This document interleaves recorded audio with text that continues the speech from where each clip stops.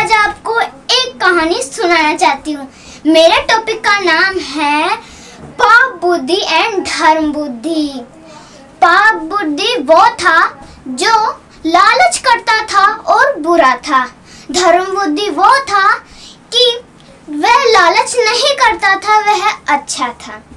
तो कुछ समय की बात है, पाप बुद्धि ने कुछ सोचा कि अरे वो धर्म बुद्धि खुद के गांव जा रहा है, गांव जाके काम करेगा, मेहनत करेगा, मैं भी उसके साथ जाऊंगा और जितने उसके रुपए मिलेंगे उससे ज्यादा तो मैं ही खरीद लूंगा ना। तभी वह धर्म बुद्धि से बोलता है मैं भी चलूंगा तुम्हारे साथ। धर्म बुद्धि बोलता है ठीक है आ जाओ दोस्त।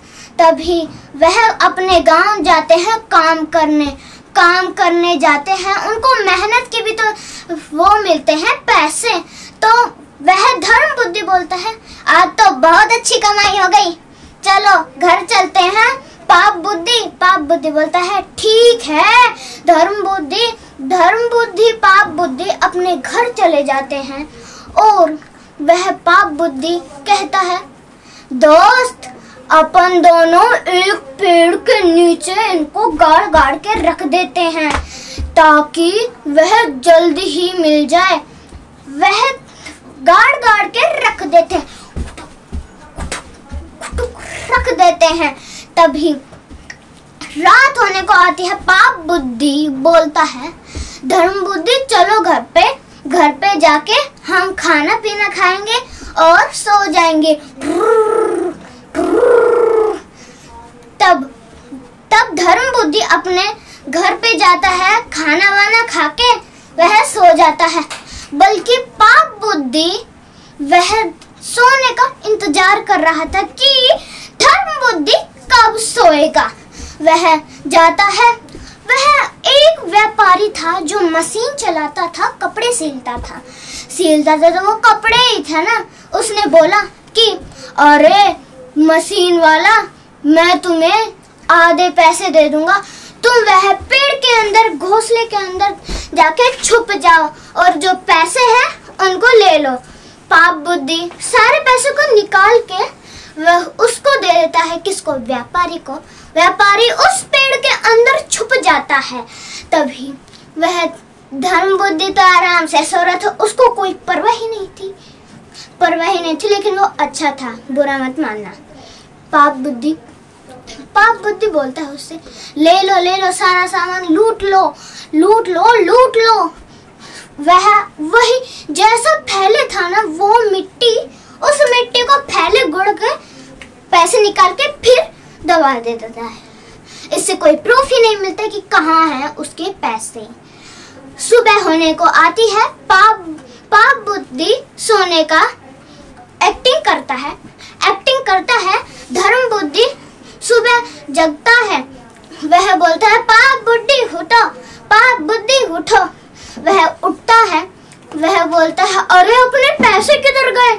वह दोनों भग के गए उस पेड़ के नीचे गड्ढे तो उसको कुछ भी नहीं दिखाता। उसने शुरू कर दिया। शाम होने को आई थी, उसने सारा गड्ढा खोद लिया। उसने बोला हमने तो 2 लीटर का ही नीचे डाला था, ना कि हमने 500 एज में डाला था। वह बोलता है धर्म बुद्धि तुमने मेरे पैसे चुरा लिए हैं, अब चलो। वह उसको घसीटते एक वकील के पास लेकर जाता है। वह उसको कोर्ट में ले गया। चलो। वह कोर्ट में एक वकील था, वकील बैठा था। उसने बोला कि वकील साहब इसने मेरे पैसे चोरी करे हैं, मैंने इतनी मेहनत से करे और इसने मेरे पैसे चोरी कर लिए। अब बताओ, इसको जेल करवाओ और सारे पैसे मुझे दे दो। तभी वह वकील बोलता है, धर्म बुद्धि बोलता है फिर कि अरे वकील साहब मैंने कुछ नहीं करा, मैं तो रात को सो रहा था, फिर मैंने कैसे चोरी कर ली। मैं खुद की मेहनत को खुद ही क्यों खराब करूंगा। तभी वह बोलता है झूठ मत बोलो धर्म बुद्धि, मुझे पता है तुमने ही चोरी करी है। वकील जाता है, पूछताछ करता है, प्रूफ नहीं मिलता है तो वह जाके उसी जगह पे जाके उस पेड़ को देखता है। पेड़ थोड़ा सा हिलता रहता है और उसमें थोड़ी आवाज भी आ रही थी। तो जो था ना वो था क्या, सिलाई करने वाला। वह बोलता, अरे चिन्नी चिन्नी आवाज आती। वकील ने सोचा क्यों ना एक चीज करी जाए। उसने उस पेड़ के अगल बगल आग जला दी। अंदर से तेज से गर्मी लगी उस किसान को। किसान चिल्ला के उठा, बोला, अरे मैं हूँ यहाँ पर, कौन है यहाँ पर, कौन ने यहाँ पर आग जलाई है। वह बाहर निकल के आता है, तभी वह बोलता है, तुम्हें किसने बोला है इस पेड़ के अंदर जाने के लिए? उसने बोला, पाप बुद्धि ने बोला, पाप बुद्धि ने बोला। तभी वह बोलता है, और पाप बुद्धि ने बोला, पाप बुद्धि तुम्हें जेल हो गई।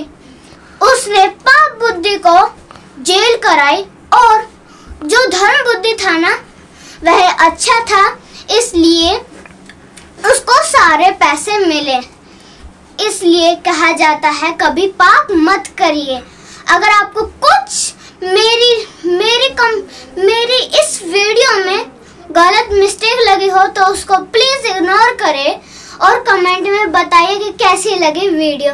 लाइक एंड सब्सक्राइब करें एंड राधे राधे। चिंत भक्तम डम।